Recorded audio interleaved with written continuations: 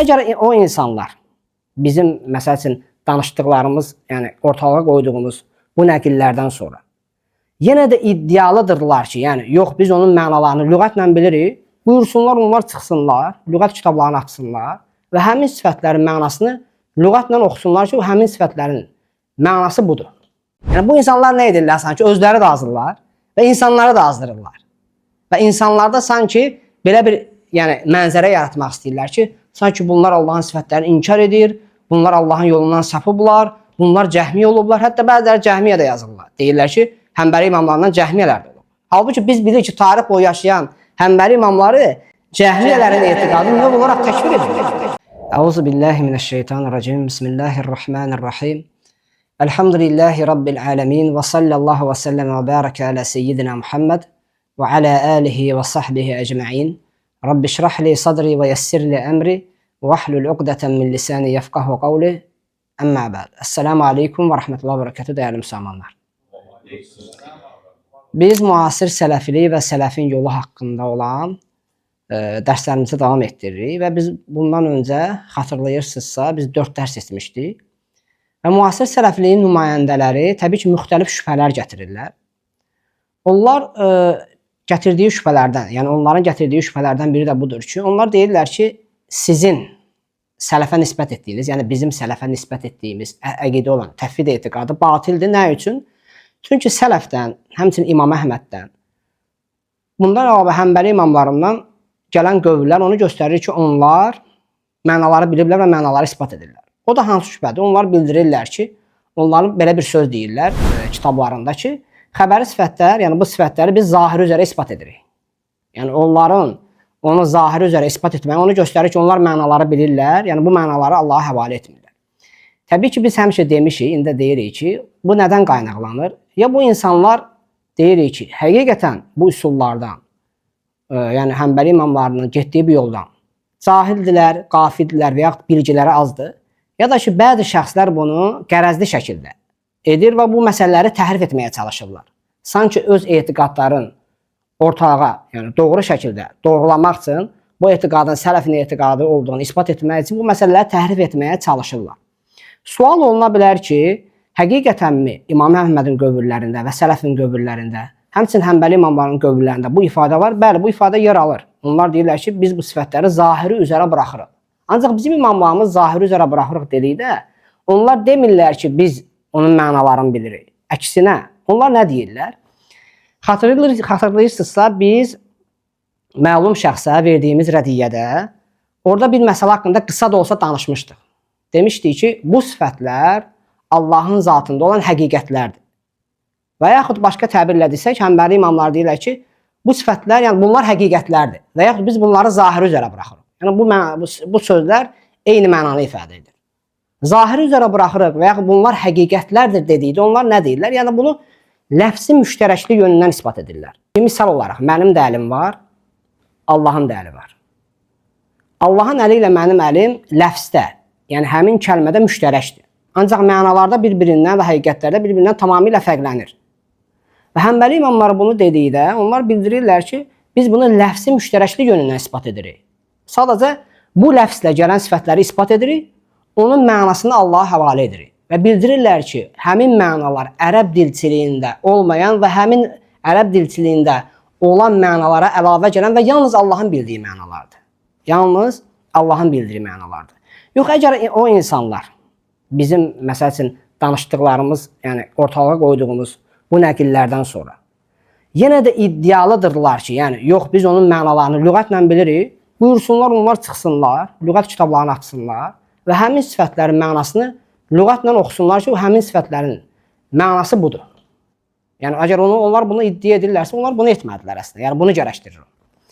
Və mən bu dərsdə bir neçə nəqli oxuyacağam, yəni Həmbəli imamlarından, məzhəbin imamlarından və o nəqillərlə isbat edəcəyim ki, həqiqətən Həmbəli imamların məzhəbi xəbəri sifətlərin mənasını Allaha təvhid etməkdir.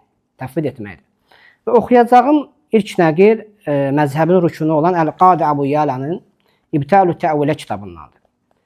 Əl-Qadi Əbu Yələ İbtəlü Təvilə kitabında buyurur: فقد نص على الأخذ بظاهر ذلك لأنه ليس في حمله على ظاهره ما يحيل صفاته ولا يخرجها عما تستحقه لأننا لا نثبت قدما جارحة ولا أبعاضا بل نثبت ذلك قدما صفة كما أثبتنا يدين ووجها وسمعا وبصرا وذاتا وجميع ذلك الصفات وكذلك القدم والرجل ولأن لا نصفه بالانتقال والمماسة لجهنم بل نطلق ذلك كما أطلقنا الاستواء على العرش والنظر إليه في الآخرة.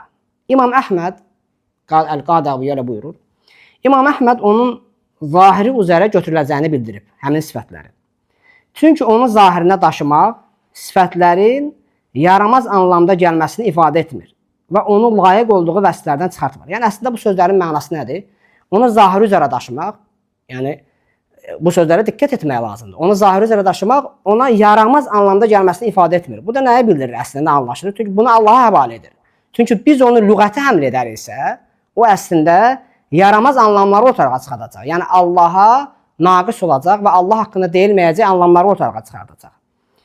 Çünki biz qədəmi bir orqan və bədənin bir hissəsi olaraq isbat etmirik. Buna da diqqət etmək lazımdır.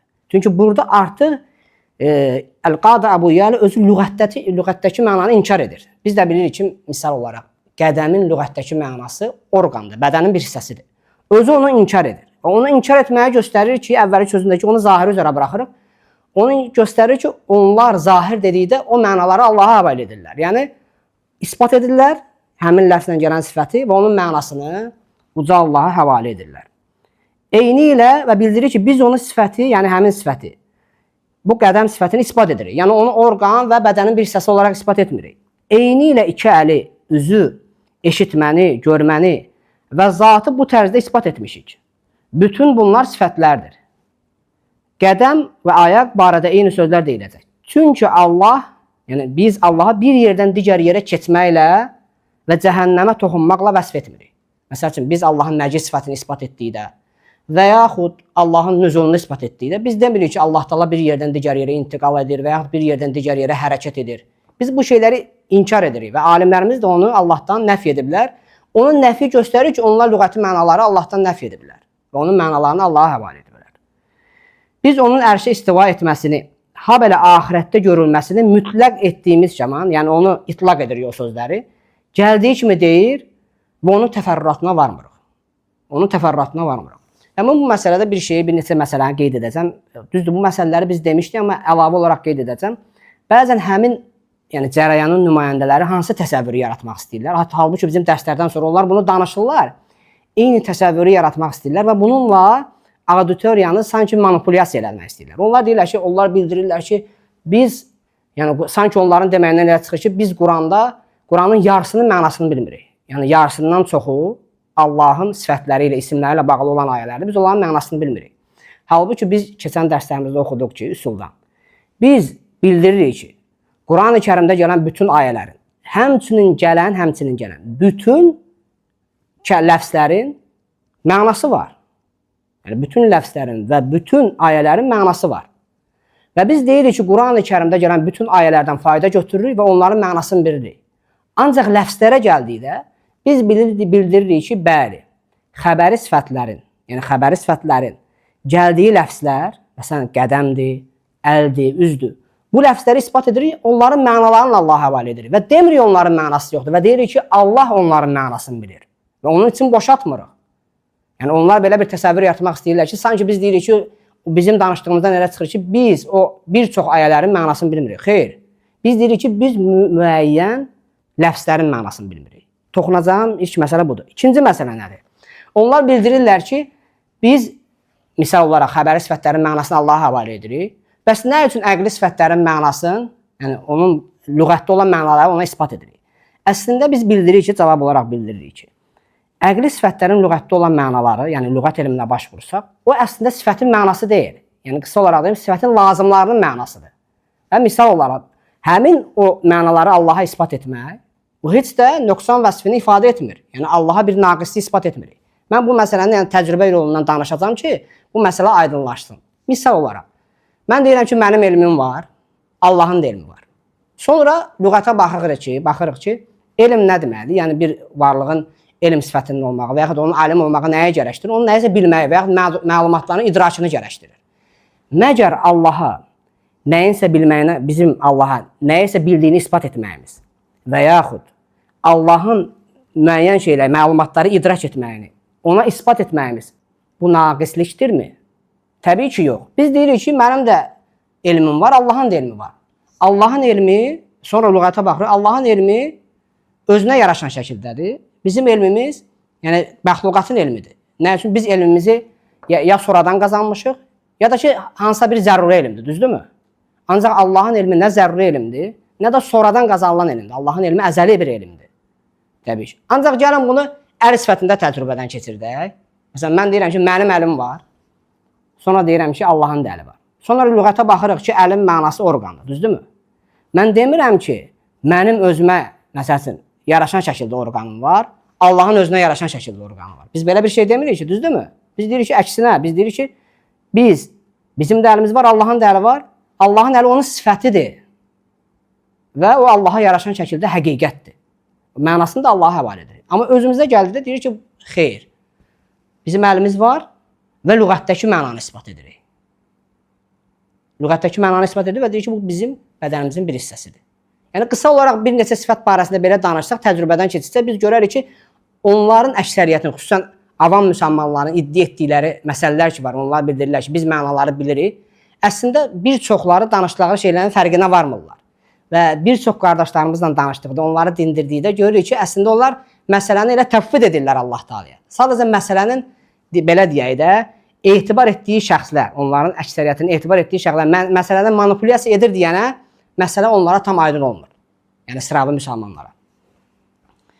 Və oxuyacağım ikinci nəql, bu nəqli mən əvvəlki dərslərimdə bir neçə dəfə oxumuşam bu nəqli. Sadəcə bu nəqlin Azərbaycancasında oxuyacağım. Nəyə görə? Çünki vaqiədə bizim, yəni məzhəbi rükünü olan Əl-Qadə Əbu Yələnin kitablarından müəyyən nəqillər gətirən insanlar sanki elə göstərməyə çalışırlar ki, Əl-Qadə Əbu Yələ sifətlərinin mənasını ispat edir. Təbii ki, bu cəfəngiyatdır, heç şübhəsiz. Onlar bu nəqli oxumurlar. Çünki onlar Əl-Qadə Əbu Yələdən xəbəri sifətlərdə gələcək hər bir nəqli bu nəqlə qaytarmalıdırlar. Çünki burada Əl-Qadə Əbu Yələ özü öz üsulunu bəyan edir. Yəni, sən Əl-Qadə Əbu Yələnin İbtal-ü Təvələ kitabını götürdün və orada nəqilləri oxuyursan xəbəri sifətlər barəsində. Hər nə oxusan, onu bu nəqlə qaytarmalısan. Çünki alim özü burada üsulunu bəyan edir. Əl-Qadə Əbu Yələ buyurur, onun təvili və təfsiri ilə məşğul olmağın icazəli olmadığına bir neçə yöndən dəlalət edən fəsil. Birinci, Allahın kitabında gələn ayətlər iki qismdir. Birincisi, izahı açıq oyla aydın olandır. Onun zahiri vasitəsilə murad edilən məna anlaşılır. Yəni, onun zahirindəki bir ləfsdən gəlir həmin ayələr, o zahirindəki məna ilə anlaşılır. Digər qism isə mütəşabihdir. Onun izahını isə yalnız Allah bilir və onun mənası, bu diqqət etmək lazımdır buna, ərəb dili ilə aydınlaşmır. O səbəbdən biz o kitabda hansısa bir nəqlə rast gəldi. Biz deyirik ki, bəli, Əl-Qadə Əbu Yələ deyir, başqa yerlərdə biz zahiri üzrə ispat edir. Amma o zahiri bu nəqlə qaytarırıq. Çünki burada öz üsulunu bəyan edir. Yəni, bu məsələləri təhrif edib, avam müsəlmanlar arasında ədavət yaratmaq lazım deyil. Yəni, bu insanlar nə edirlər? Sanki özləri də azdırırlar və insanları da azdırırlar. Və insanlarda sanki belə bir mənzərə yaratmaq istəyirlər ki, sanki bunlar Allahın sifətlərini inkar edir, bunlar Allahın yolundan sapıblar, bunlar cəhmiyə olublar, hətta bəziləri cəhmiyə də yazırlar. Deyirlər ki, Həmbəli imamlarından cəhmiyələr də olub. Halbuki biz bilirik ki, tarix boyu yaşayan Həmbəli imamları cəhmiyələrin etiqadını növ olaraq təkfir ediblər. Yəni, nə demək istəyirsiniz? Onlar öz etiqadlarını təkfir ediblər. Yəni, bunlar gülməli məsələlərdir həqiqətən. Və oxuyacağım növbəti nəqil Əl-Qadə Əbu Yələnin elə İbtal-ü Təvələ kitabındadır. Bu nəqli də mən oxumuşdum rədiyyə əsnasında. Sadəcə burada da yenə bu nəqli qısa olaraq oxuyacağım. Çünki bu nəqil daha açıq aydın onun üsulunu bəyan edir. Əl-Qadə Əbu Yələ buyurur, Allah Teala hədisdə, Peyğəmbər sallallahu əleyhi və səlləm hədisdə buyurur ki, Allah mömin qulunu insanlardan pərdələmək üçün öz kənəfini onun üzərinə qoyacaq. Biz kənəfin nə mənada gəldiyini bilmirik. Bu səbəbdən xəbəri zahiri üzərə ötürürük. Yəni, burada biz nəyə diqqət etməliyik? İlk öncə, Əl-Qadə Əbu Yələ buyurur, biz kənəfin mənasını bilmirik. Və sonra nə deyir? Deyir ki, onu zahiri üzərə bıraxırıq. Ya bunu göstərir ki, onların zahiri üzrə buraxırıq deməyi, o deməli deyil ki, onlar mənanı bildirirlər. Bilirlər yəni. Onu lüğətdəki gələn mənalarla isbat edirlər. Əksinə, onun mənasını Allaha həvalə edirlər. Və mən qarşıda oxuyacağım nəqildə siz görəcəksiniz ki, bizim alimlər zahiri ümumiyyətlə iki qismə bölüblər. Var məxluqata xas olan zahir, var Allaha xas olan zahir. Onlar dedikdə ki, bu sifətlər zahiri üzərədir. Onlar nəyə qəsd edirlər? Yəni, onun mənasını Allaha həvalə edirlər. Onlar Allaha xas olan zahiri nəzərdə tuturlar. Məxluqata xas olan zahiri nəzərdə tutmurlar. Çünki biz belə bir təsəvvür qursaq, Qadi Əbu Yələnin məsələn bu üsuluna qayıdaraq və bizim alimlərimizin qoyduğu o iki zahir var ki, məxluqata xas olan zahir, Allaha xas olan zahir məsələsinə baxsaq, tutaq ki, Qadi Əbu Yələnin və ya başqa Həmbəli imamının, təfvid edən Həmbəli imamının bir 80-a yaxın sözü çıxıb qabağımızda ki, odur ki, bu sifətlər zahiri üzərədir, tutaq ki. Düzdürmü? Zahiri üzərə. Biz nə anlaşılacaq onunla? Onu bu üsula qaytaracaq, düzdürmü? Və deyəcəyik ki, o sifətlərin mənası Allaha həvalə edilir. Onun məxluqata xas olan zahirə daşımayacaq. Çünki onu ora daşımaq, lüğətə daşımaq Allaha nöqsan, yəni doğru olmayan mənaları verməkdir və Allaha cisimləşdirməkdir və Allah Taala haqqında doğru olmayan bilgiləri ortalığa gətirməkdir. Və oxuyacağım növbəti nəqil məzhəbin imamlarından olan Nəcməddin Ət-Tufinin Şərh-i Muxtasar-ı Ravd əsərindəndir. Və Nəcməddin Tufi buyurur: "El-zavahirul varidatu fil-kitab ve's-sunnati fi sifatil bari celle celaluhu. Lana an naskuta anha ve lana an netekelleme fiha. Fa in sakatna anha qulna tumarru kama ja'at, kama nuqila anil imam Ahmed radiyallahu anhu ve sa'iri a'yan a'immatis salaf. Ve in tekellemna fiha qulna hiya ala zawahiriha min gayri tahrif, ma lam yakun dalilun yeterajjahu alayha bit-ta'wil. لكن الكلام يبقى في ظواهرها ما هي فالجهمية لقصور نظرهم ومعرفتهم بالأحكام الإلهية لم يفهموا منها إلا الظاهر المشاهد من المخلوقين من يد وقدم ووجه وغير ذلك فلذلك حرفوها عن ظواهرها إلى مجازات بعيدة ونحن نقول المراد بظواهر النصوص معان هي حقائق فيها ثابتة لله سبحانه وتعالى مخالفة للمعاني المفهومة من المخلوقين وذلك على جهة الاشtirak. Biz Quran və sünnədə və burada Nəcməddin Tufi açıq aydın bəyan edir məsələn. Əslində bizim bayaq danışdığımız şeyləri isbat edir. Biz Quran və sünnətdə uca Allahın sifətləri barədə varid olan zahirlər barədə susmağımız və danışmağımız mümkündür. Onun haqqında susacağımız zaman deyəcəyik: gəldiyi kimi ötürülür. İmam Əhməddən, rahiməhullah təalədən və sələfin digər böyük imamlarından nəql edilən budur. Yəni, bu barədə ümumiyyətlə gəldiyi kimi ötürürük. Yəni, sifəti ispat edirik, həmin ləfsi, mənasını Allaha həvalə edirik. Əgər onun haqqında danışacaqsa, deyəcəyik: sifətlərin təvilini önə çəkəcək dəlil yer almayınca sifətlər təhrif edilmədən zahiri üzrə qalacaq. Yəni, bizim alimlərimiz nə deyirlər? Yəni, mən keçən dərslərimizdə danışmışam ki, onlar deyirlər ki, biz sifətləri zahiri üzrə buraxırıq, gəldiyi kimi ispat edirik. Yalnız nə vaxt təvilə baş vururlar? Ya Peyğəmbər sallallahu aleyhi və səlləmdən bir dəlil olmalıdır, ya səhabələrdən, ya da ümmətin icmasından bir dəlil olmalıdır ki, biz o həmin gələn məsələni təvil edək. Ya da o hansısa bir nöqsan vəsfini, yəni hansısa bir nöqsan təəssüratı yaratmalıdır. Lakin zahir deyildikdə, burada qəsd edilən nədir? Cəhmilər ilahi əhkamlar barədə dar düşüncəli və az məlumatlı olduqları səbəbdən ondan yalnız əl, qədəm və üz və bu kimi məxluqatda müşahidə edilən zahiri anlamışlar. Yəni, cəhmiyələr bu naslarda nəyi anlayırlar? Deyirlər ki, yəni bunlar lüğətdəki mənalardırsa, onda deməli bunlar orqanlardır. Bu səbəbdən cəhmiyələr nə ediblər? Allah Taala'nın sifətlərini inkar ediblər. Yəni, tatilə gediblər, düzdürmü? Onlar deyirlər ki, Allahın sifəti anlayışı yoxdur ümumiyyətlə. Bunlar hamısı Allahın özünə qayıdır. Bu səbəbdən onun zahirini uzaq ehtimallı məcazi mənalara təhrif ediblər. Yəni, cəhmiyələr. Biz isə deyirik, nasların zahiri ilə mənalar qəsd edilir. Həmin mənalar Allaha sabit olan və məxluqatdan anlaşılan mənalara müxalif olan sifətlərin həqiqətləridir. Yəni biz deyirik ki, bizim alimlər deyir ki, bunlar həqiqətlərdir. Zahiri üzrə buraxıb və bunlar həqiqətlərdir. Və sonra bizim dediyimiz şey deyir. Bu da müştərəklik yönündən gəlmişdir. Yəni biz dedikdə ki, mənim qədəmim var, mənim gözüm var, mənim üzüm var, mənim əlim var. Allahın da gözü, üzü, qədəmi var. Ancaq bu ləfzdə müştərəkdir. Mənalarda, həqiqətlərdə tamamilə bir-birindən fərqlidir. Və oxuyacağım növbəti nəql məzhəbimizin böyük imamlarından olan Hafiz ibn Rəcəb Əl-Həmbəlinin Fəthül Bəri əsərindəndir.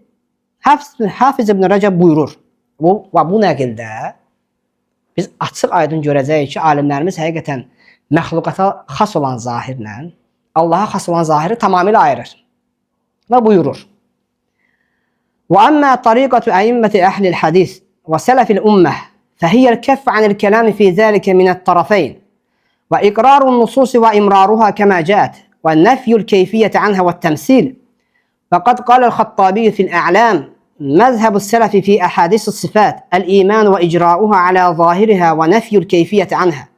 ومن قال: الظاهر منها غير مراد، قيل له: الظاهر ظاهران، ظاهر يليق بالمخلوقين، ظاهر يليق بالمخلوقين ويختص بهم فهو غير مراد، وظاهر يليق بذي الجلال والإكرام فهو مراد ونفيه تعtil.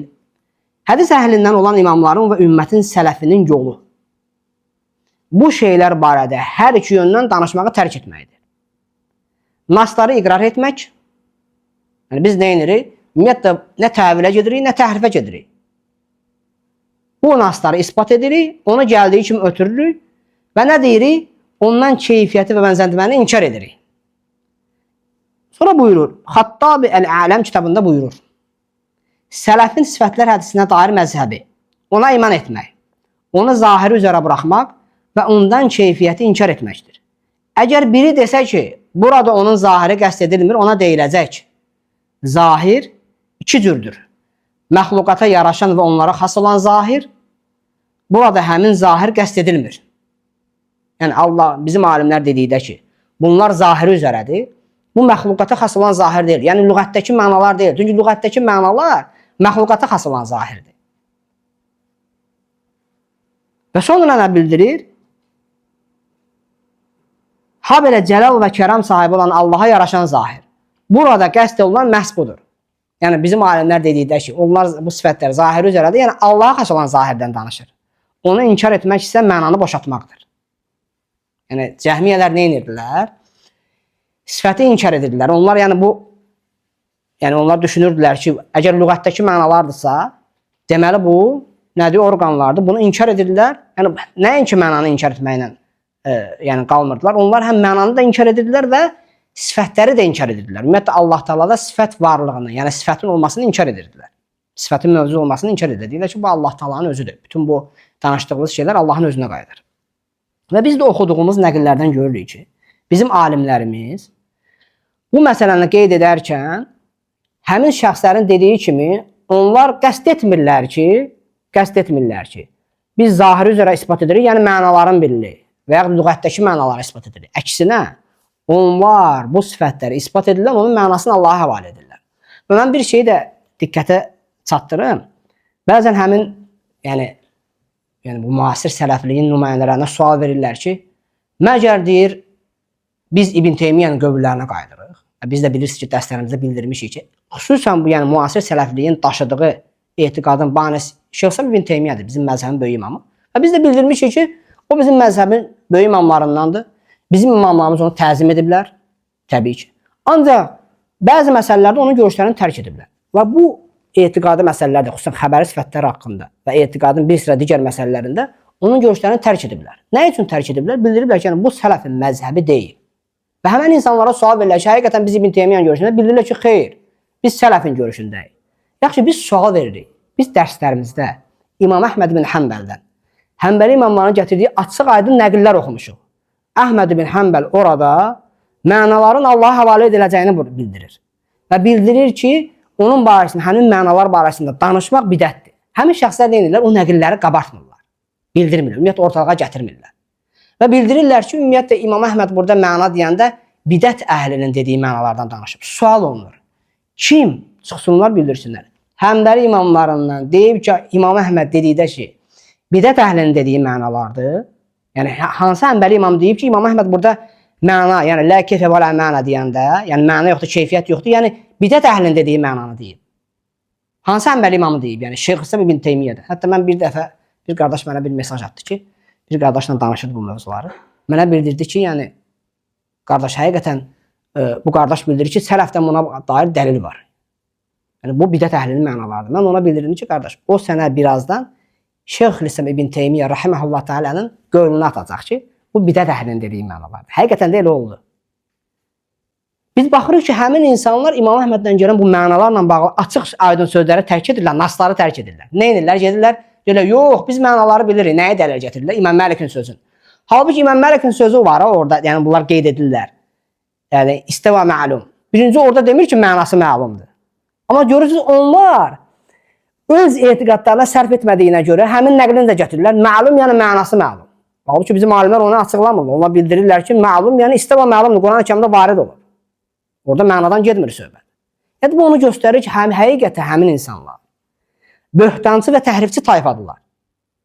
Təbii ki, biz burada danışdıqca biz həmin yolun üsullarına qarşı danışırıq. Yəni sıravi müsəlmanlar zaten mən bayaq dediyim kimi, onların əksəriyyətin ümumiyyətlə bu məsələlərin təfərrüatından, yəni təfsilatından xəbərləri yoxdur. Sadəcə həmin insanlar sıravi müsəlmanlar arasında bu mövzuları manipulyasiya edərək o mövzular insanlar arasında nə yaradırlar? Ədavət yaradırlar. Həmin qardaşlar əksində sıravi müsəlmanlar, onlar bizim qardaşlarımız, onlar bu şeyləri anlamırlar. Və bəzi şəxslər iddia edirlər ki, yəni onlar bizə çıxıb cavablar verməlidirlər, onlar bizim haqqımızda danışmalıdır. Biz həmin insanlara demək istəyirik ki, biz bu elmi Allah üçün alırıq. Və bu elmi də Allah üçün tədris edirik insanlara. Və lazım olan qədər də danışmışıq və bundan sonra danışmağı lüzum görmürük. Yəni lüzum görmürük. Çünki qarşımızda olan insanlar elmi müstəvidə deyil. Elmi cavablar vermir bizə. Biz görürük ki, həmin insanlar alət elmlərindən, həmçinin həmin elmlərin başlanğıcında olan məlumatlardan kifayət qədər az bir bilgiyə sahibdirlər. Və dərsimizi burada bitirirəm. Növbəti dərsdə inşallah davam edəcəm. Allahdan bizə də və müqabilimizdə olan insanlara müvəffəqiyyət diləyirəm. Allah Taala bizi də onlara da haqqı haqq olaraq göstərsin, ondan möhkəm yapışaq. Batili də batıl olaraq göstərsin, ondan uzaq duraq. Elhamdülillahi Rabbil alemin.